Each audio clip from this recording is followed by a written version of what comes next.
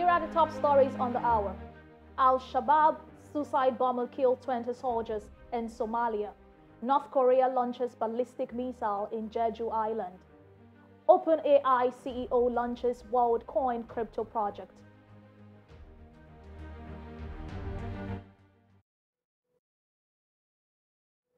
Welcome to the World News on VOPTV. I am Joy Adesua Iramoseli.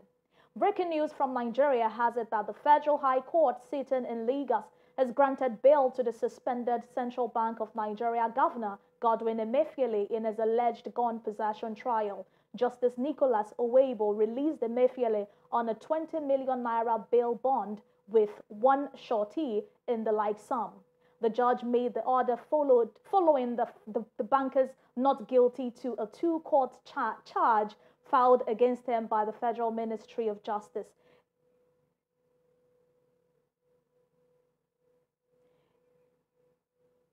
He rejected the federal government's claim that Emefiele was a flight risk. The judge ruled that the government failed to provide any fact to support its claim. 61-year-old Emefiele had filed the application through his team of counsel led by Chief Joseph Daudu, a former president of Nigerian Bar Association. This is a breaking news story. We'll bring you details subsequently. A suicide bomber on Monday struck a military training camp in the Somalia capital, Mogadishu, killing at least 20 soldiers. The attack at the Jale Siyad Military Academy was swiftly claimed by the Al-Qaeda-linked Al-Shabaab group Mohammed Ibrahim Mohalimu, a member of the Somalia parliament, told reporters that over 20 people were killed in the explosion.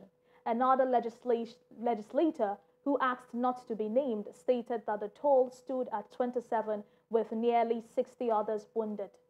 A lone jihadist entered the base where the 14th Infantry Brigade was about to begin a fresher training course and detonated the explosive vest he was wearing.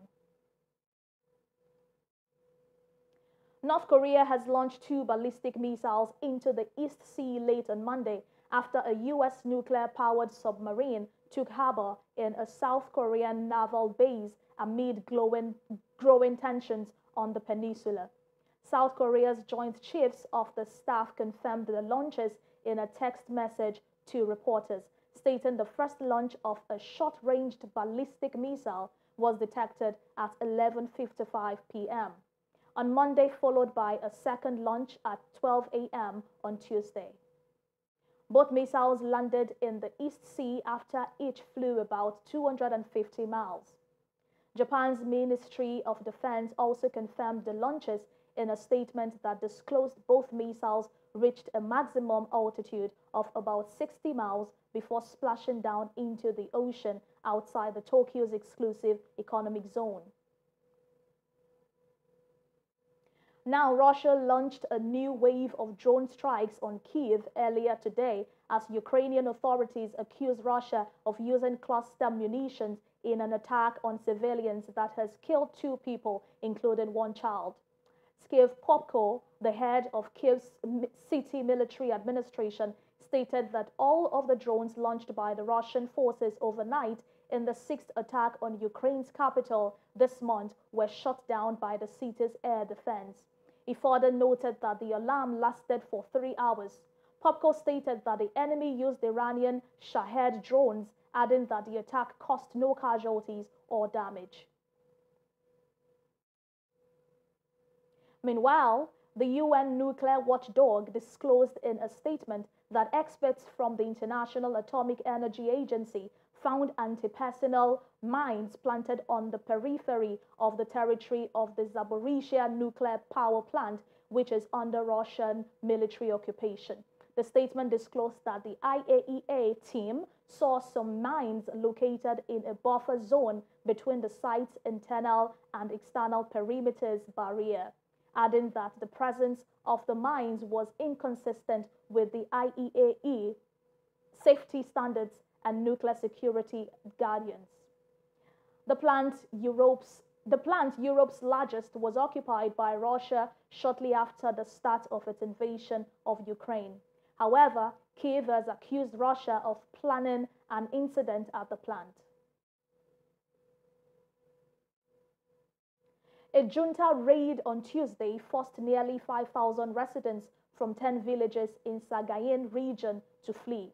It was disclosed that a junta column raided a village in Salingye Township this morning, prompting locals from other villages in the area to abandon their homes.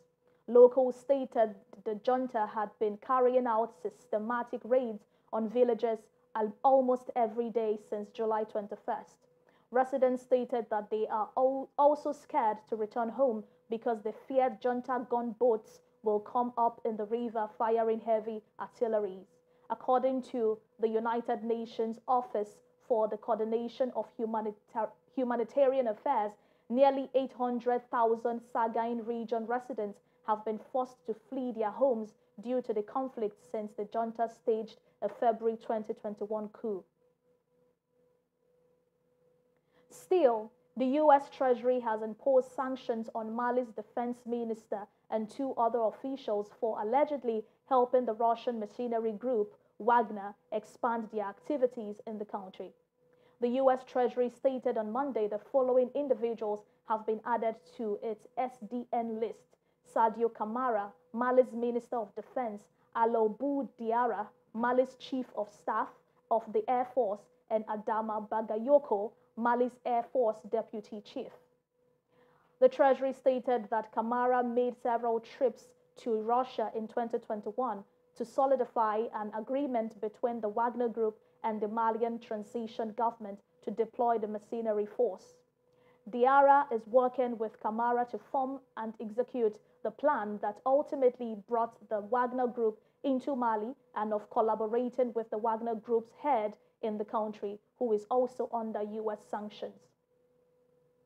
The Treasury stated that Bagayoko has served as an advocate of the Wagner Group to Burkina Faso's transition government in an effort to secure the force's deployment to the country, adding that he has also reportedly sought to facilitate the Wagner Group's access to gold mining in Mali.